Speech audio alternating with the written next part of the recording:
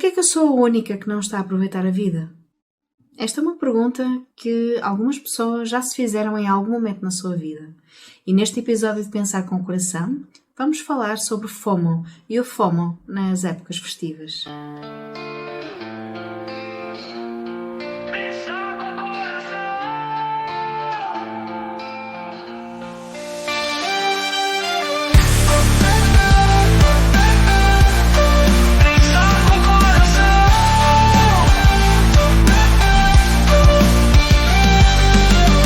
Bem-vindo e bem-vinda ao podcast Pensar com o Coração. O meu nome é Lili Andrade, eu sou psicóloga clínica e estarei consigo neste podcast para descomplicar a psicologia, explorarmos as profundezas da mente, descobrirmos novas perspectivas e cultivar o bem-estar. Vamos a isso?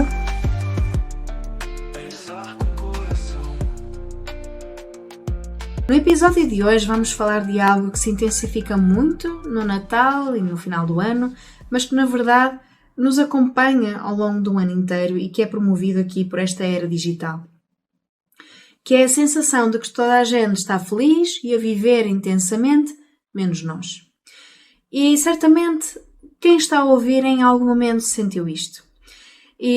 E portanto, este pensamento de porque é que eu não sinto, não estou a viver como aquela pessoa? Porque é que eu não estou a aproveitar a vida?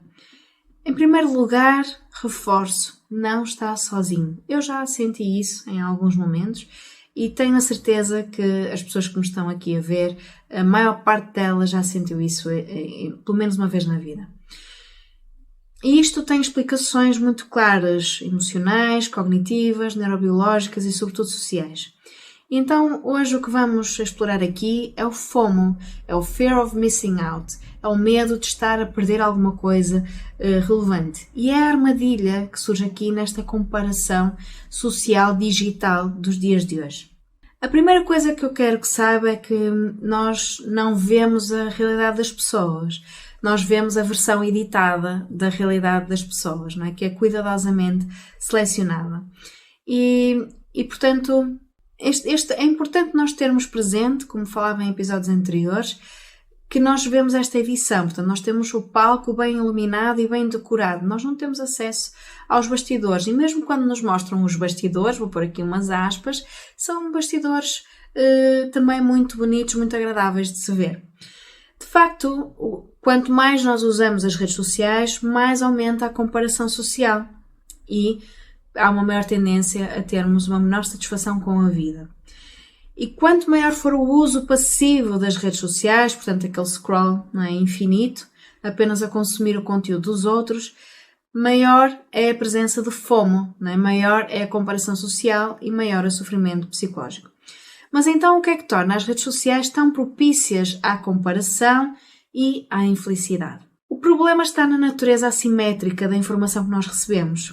Nas redes sociais as pessoas partilham predominantemente os melhores momentos, as conquistas, as viagens, as celebrações, os momentos bonitos. Raramente partilham os momentos baixos, os conflitos, as dúvidas, o cansaço e a solidão. E temos assistido gradualmente algumas figuras a partilharem aqui momentos de vulnerabilidade. E que se nós formos ver a caixinha de comentários, vemos que também essa vulnerabilidade não é acolhida. Mas isso fica para outro tema, de outro episódio.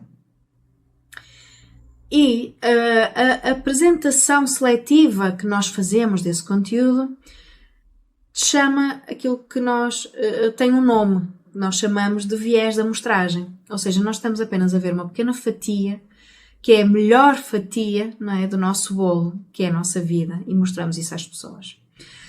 Só que o nosso cérebro não processa isso como uma amostra.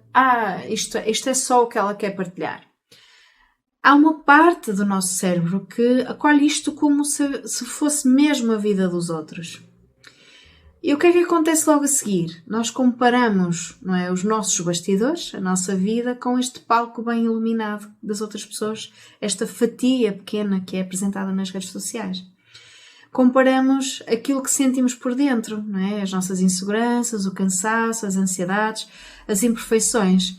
Nós comparamos com aquilo que vemos de fora nos outros e que achamos que não temos, achamos que nos falta. Os sorrisos, o sucesso, a beleza, a felicidade aparente. E é sempre uma comparação muito injusta, porque nós estamos em situações diferentes, em realidades diferentes, e estamos a comparar com aquela fatia, não é? Que foi a fatia mais bonita que colocaram na rede. E vamos sair sempre a perder. E vai sempre doer.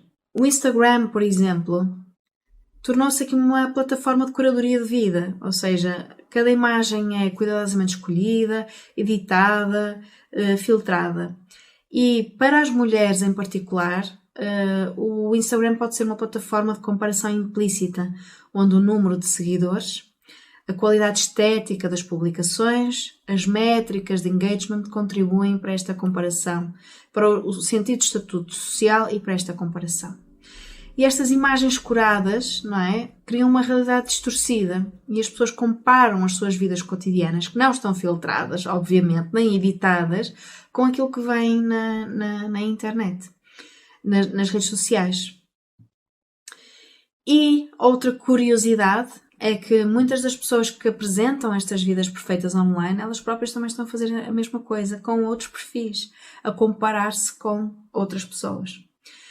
Então, olhando para o termo FOMO, o Fear of Missing Out, ou o medo de estar a perder algo, é um fenómeno que é rigorosamente estudado desde 2013 e surge como a apreensão, não é, de que os outros possam estar a ter experiências recompensadoras das quais nós não fazemos parte.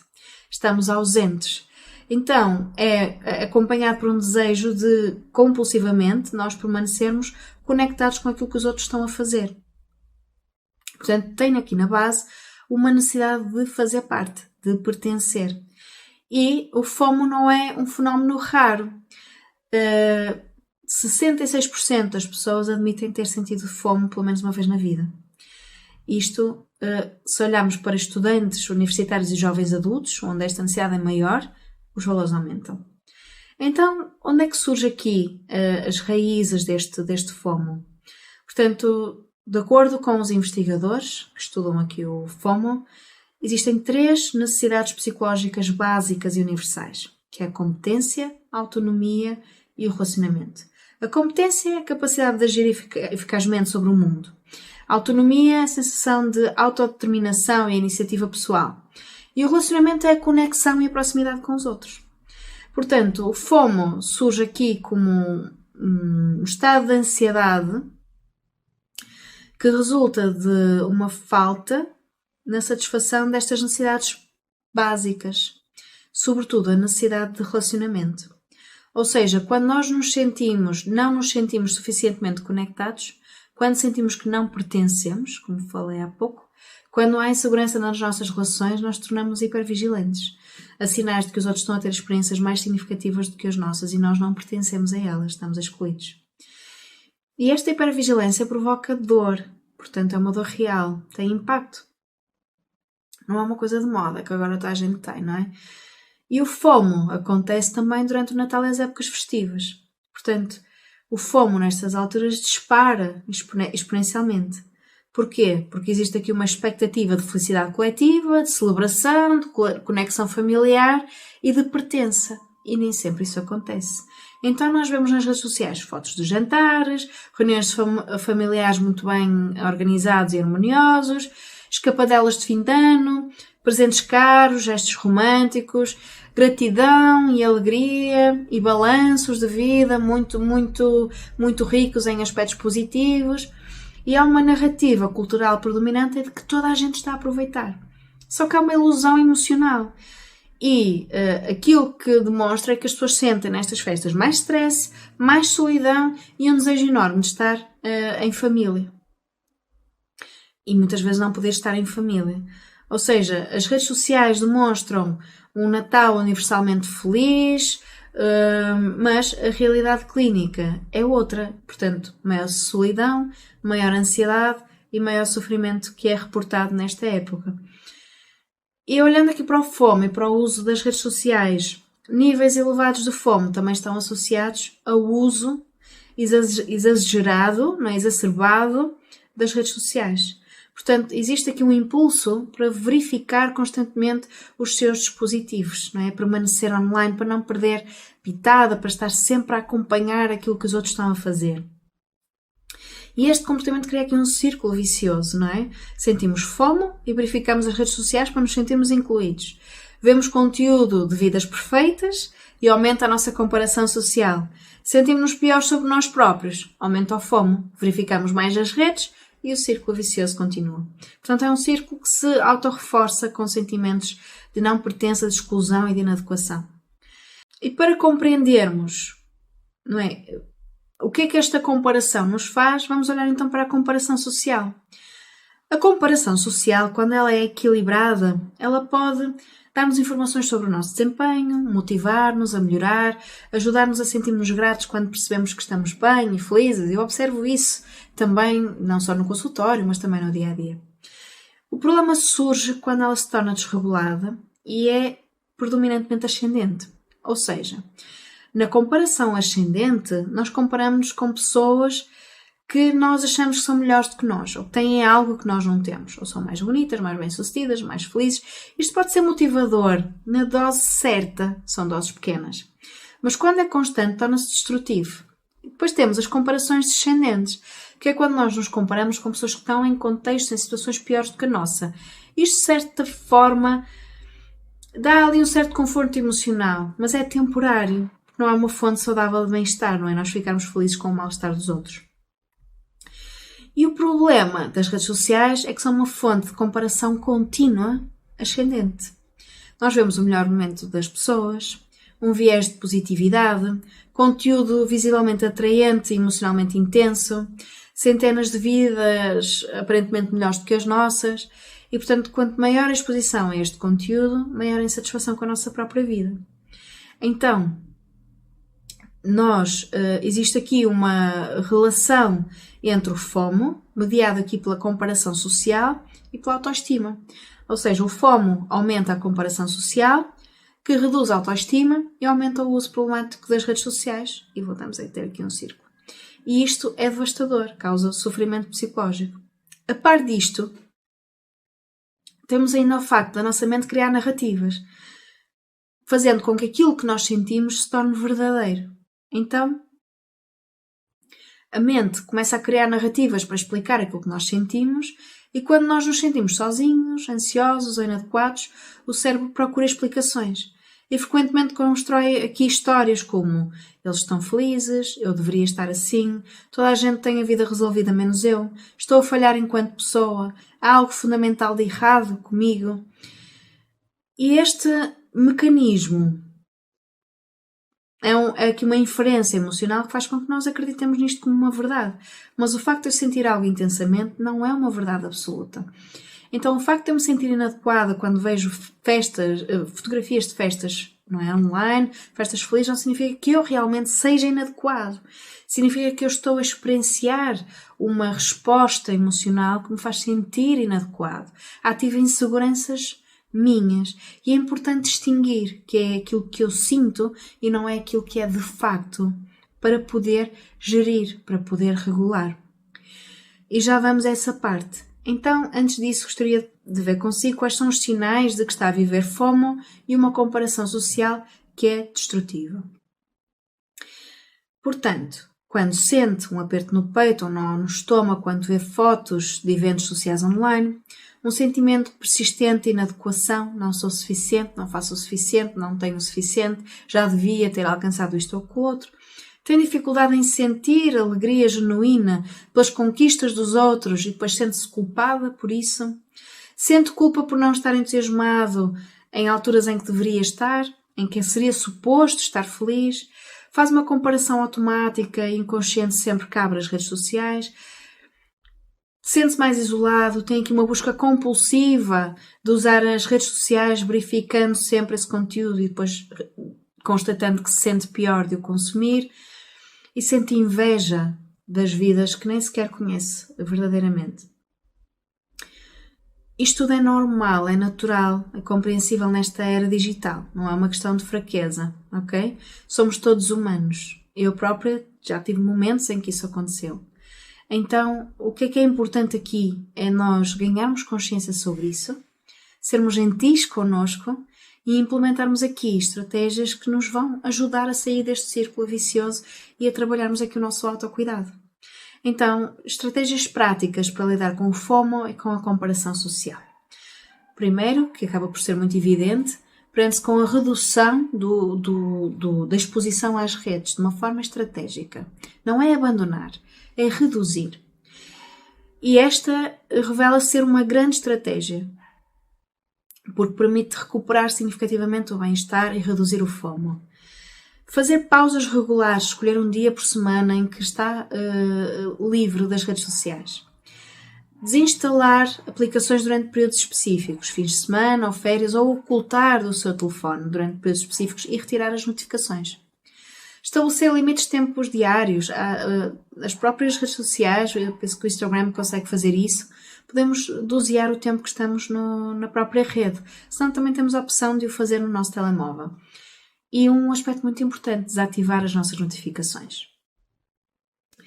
Um outro aspecto é nós trazermos consciência sobre aquilo que estamos a consumir, e já falei disso em episódios anteriores. E, portanto, ganhar essa consciência daquilo que eu estou a ver não é a realidade completa, é uma fatia pequenina. E, portanto, esta é uma seleção dos melhores, o 0,1% da vida daquela pessoa. E é importante termos este lembrete para nós próprios, para ativar aqui o nosso pensamento crítico.